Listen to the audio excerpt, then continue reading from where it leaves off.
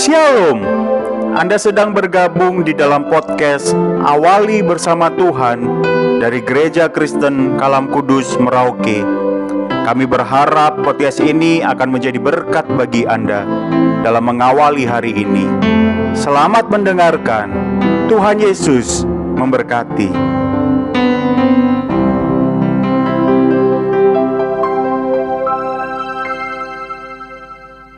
Shalom Bapak Ibu Saudara sekalian dikasihi oleh Tuhan. Selamat datang kembali di dalam program Awali Bersama Tuhan pada hari ini. Pada hari ini saya akan mengajak kita untuk membaca dari Mazmur 2 ayat 1 sampai dengan ayat yang ke-12. Mazmur 2 ayat 1 sampai dengan ayat ke-12 berkata bahwa mengapa rusuh bangsa-bangsa, mengapa suku-suku bangsa mereka-reka perkara yang sia-sia. Raja-raja dunia bersiap-siap dan para pembesar bermufakat bersama-sama melawan Tuhan dan yang diurapinya.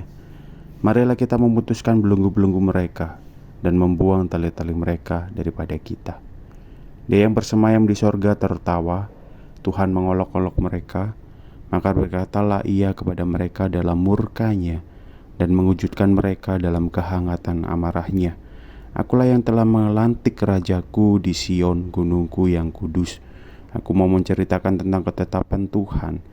Ia berkata kepadaku, anakku engkau telah kuperanakkan pada hari ini.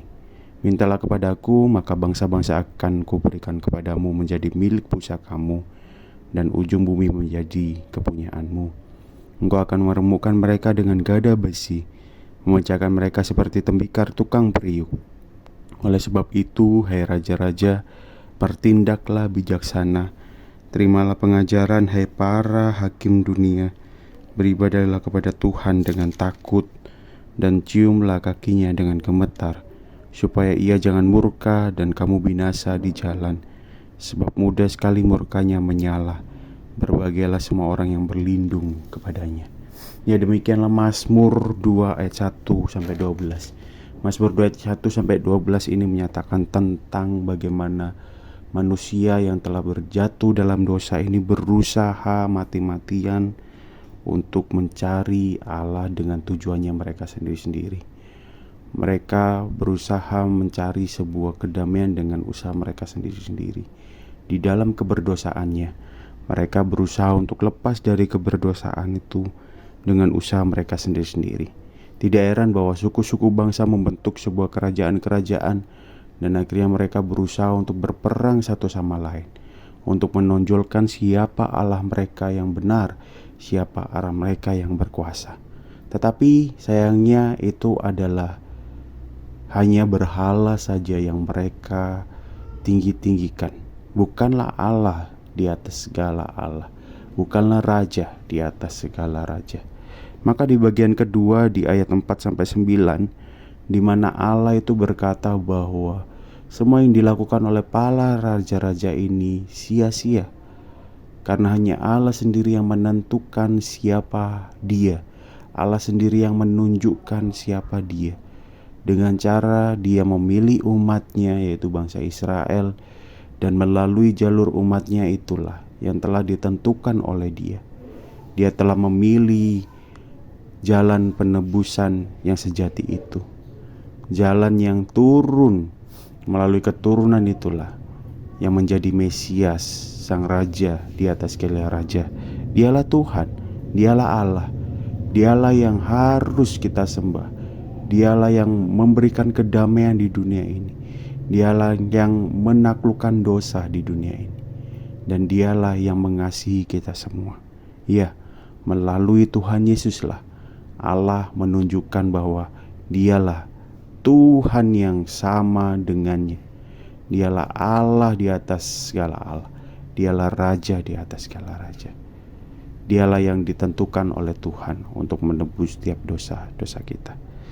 Ya, maka dari itu, sama seperti yang dikatakan oleh Tuhan di Mazmur 10 ayat 11-12, yang dikatakan oleh pemazmur bahwa oleh sebab itu, hai raja-raja, bertindaklah bijaksana, terimalah pengajaran, hai para hakim dunia.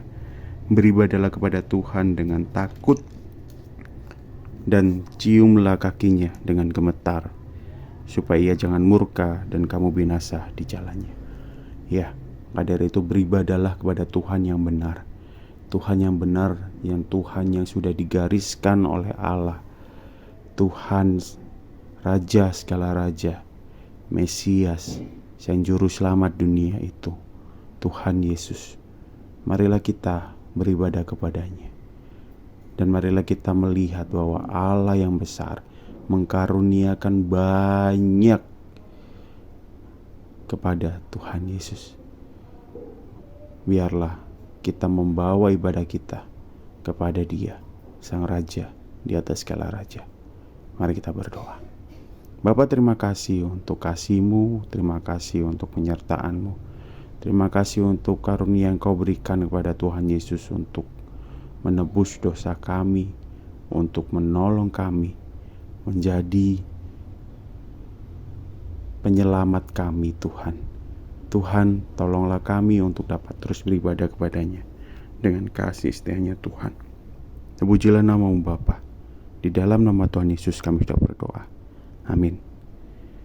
Selamat pagi, selamat beraktivitas Bapak Ibu Saudara sekalian. Marilah kita tetap dan semangat untuk memuridkan satu orang lagi bagi Kristus.